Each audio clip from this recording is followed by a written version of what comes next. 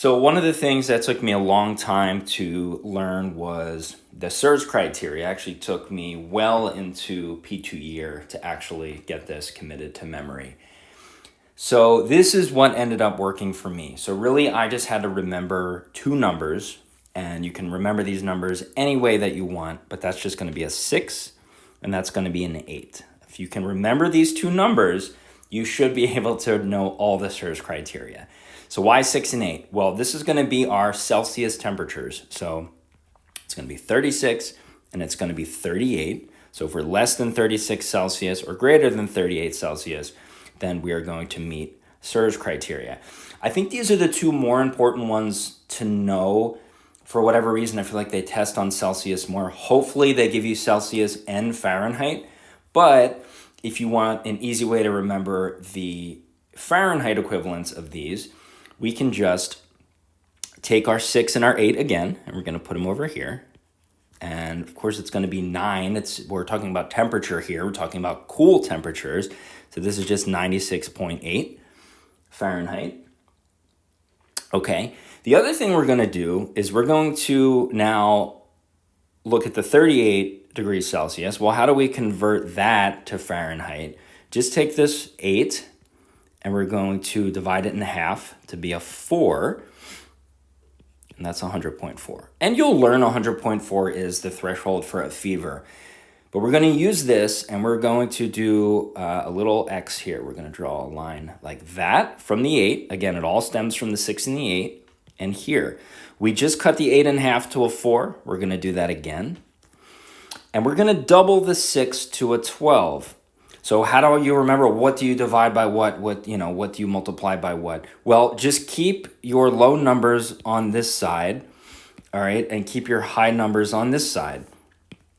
We have our 6 and we have our 8 and we have our 4 and we have our 12. Well, why did we just draw these numbers? Well, this is our white blood cell count. So less than 4K or greater than 12K. So we already have 2 SIRS criteria, okay?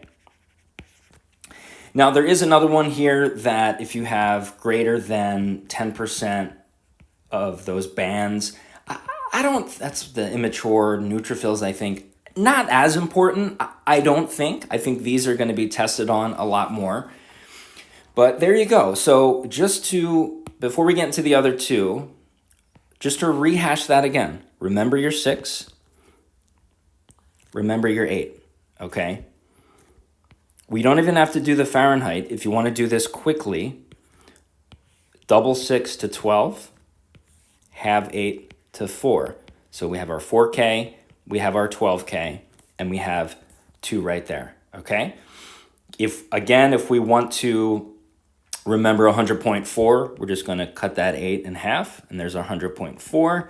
If we want to remember on the cooler side, again, start with your 6 and your 8, and that's 96.8, okay?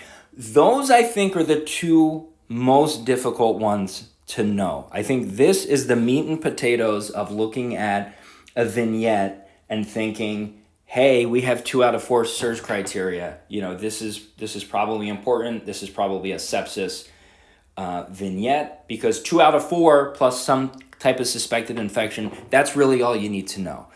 The other 2 to remember, I think, are just much easier. You will quickly learn that, 20 of a respiratory rate is the upper limit of normal. So anything over 20 in terms of respiratory rate is going to be your third one. And then you'll also just kind of learn, there's really no trick for this, that 90 is that upper limit of normal. It's that cap for your heart rate. So greater than 90 heart rate are going to be the other 2. And then you have to kind of take a step back and look at the meta all of this. You're like, well, I can't remember what 4 criteria, maybe you think blood pressure should be involved or some other type of lab value. But just think, just start with the temperature. Do they have a fever or are they hypothermic? And then how is the body, generally for these criteria, you're going to see a higher temperature.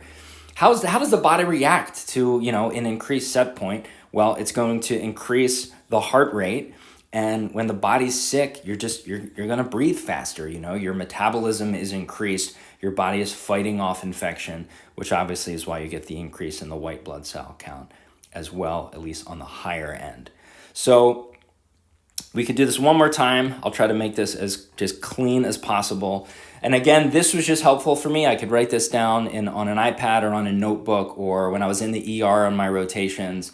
At the beginning of each little notebook that I would start, I would just write out SIRS criteria. This is something you can write out on a whiteboard, on an exam, or even during the PANTS as well, which I think is helpful. So, we'll start, and we can even start with, our 36 and our 38 this time, again. And just making this cross, making this kind of, physical connection between numbers here is just something that really helped me. And again, keep our low numbers on this side.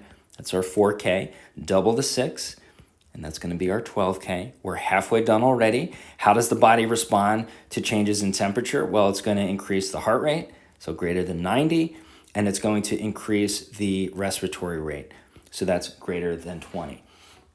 The other thing, again, there's that, if you really want to go above and beyond, just kind of attach that 10% bands to this, the immature forms.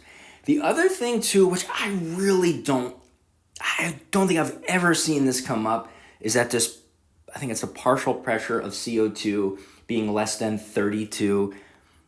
If you want to remember that, you can. I don't think I've ever been asked that on an exam or on the PANTS. It's really not important. You're not getting that information in triage in the ER anyway, so really not important.